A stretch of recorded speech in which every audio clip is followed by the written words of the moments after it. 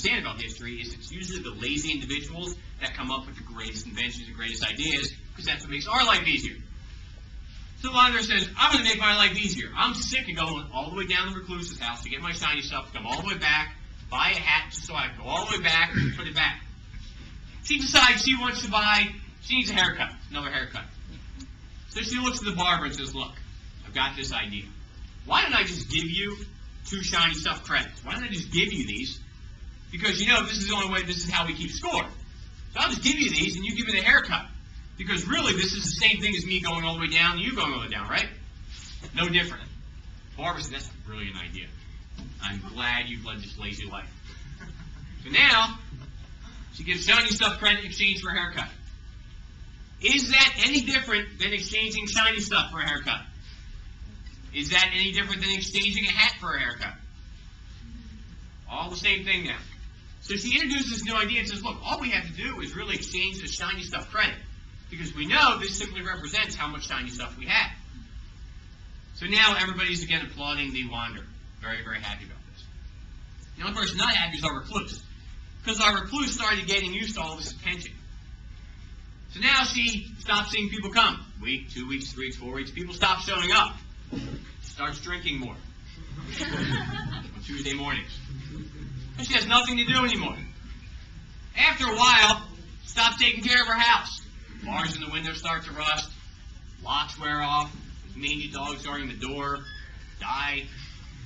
Very, very sad story. Our thief the whole time has been watching this. So our thief comes up and says, now's my chance. Now I couldn't get those shiny things. Now I can get those shiny things because she's let her guard up.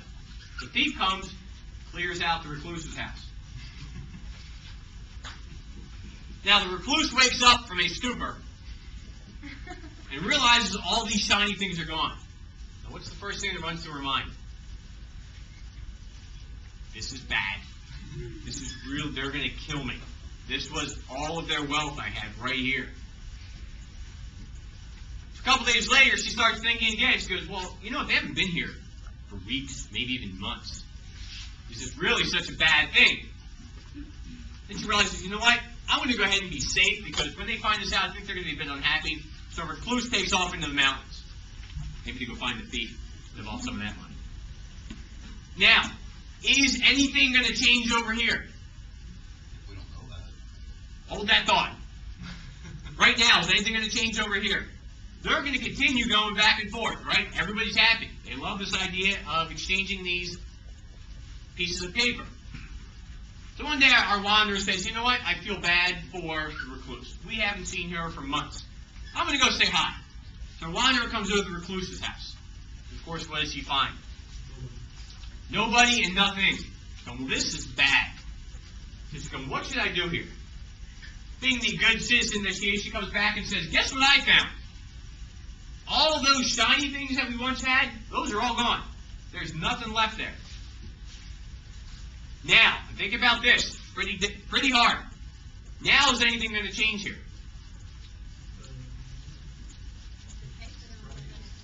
Should anything change here? And think about what these shiny stuff credit represent. What's the first thing they represent? They represent those shiny things. Now, in reality, what do those shiny things represent? They represent goods and services. They represent hats and chickens and barrels and haircuts because we use those for exchange. In order to get more shiny things, you had to keep creating more hats, more barrels, more haircuts. So, if you want to continue to receive shiny stuff credit, what do you need to continue to do? You continue to produce your hats and your haircuts and your barrels and all this kind of stuff. So, is anything really going to change here? Not at all, because the shiny stuff credit is simply a representation of hats and barrels and haircuts and chickens. Nothing more than that. So this kind of leaves us where we are in modern day. Now, this was a big summary of what just happened. So first, we'll give these guys a hand. We'll talk about what actually happened here. That's very well. I do need my toys back because I recycled these for the next class. Don't worry about sorting them out. I'll take care of that.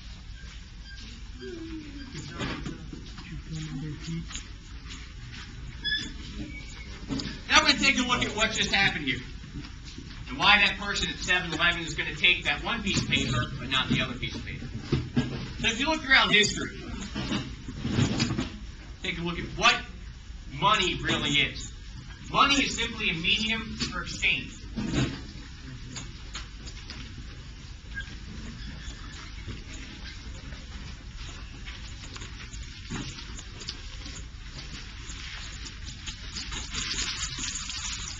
Money is a medium for exchange,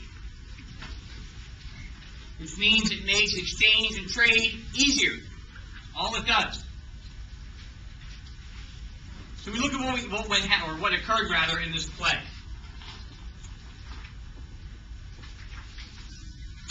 We started out with a barter system. History starts out with a barter system, trading goods and services for other goods and services.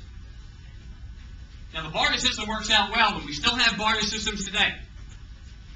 Barter systems work out well, except the one requirement, in order to have an efficient barter system, you have to have what's known as coincidence of demand.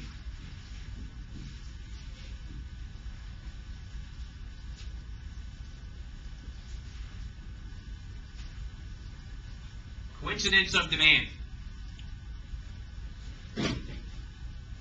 Coincidence of demand is simply states that both parties have something that the other party will value. So barter works great, assuming both parties have it. But if we go back to our farmer and our cooper is a vegetarian, so the farmer had nothing that the cooper wanted. There was no coincidence of demand. When you have no coincidence of demand, you have no exchange. The barter system falls apart. So the barter system isn't that efficient. So throughout history, the barter system slowly moved into exchanges using gold.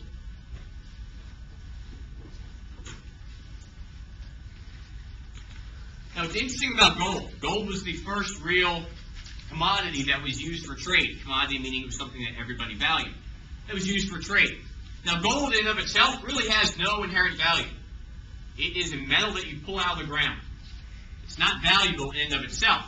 But people valued it for numerous reasons. One, it was pretty. And yes, that was most of what history is based on. That we like this because it's pretty and it's shiny.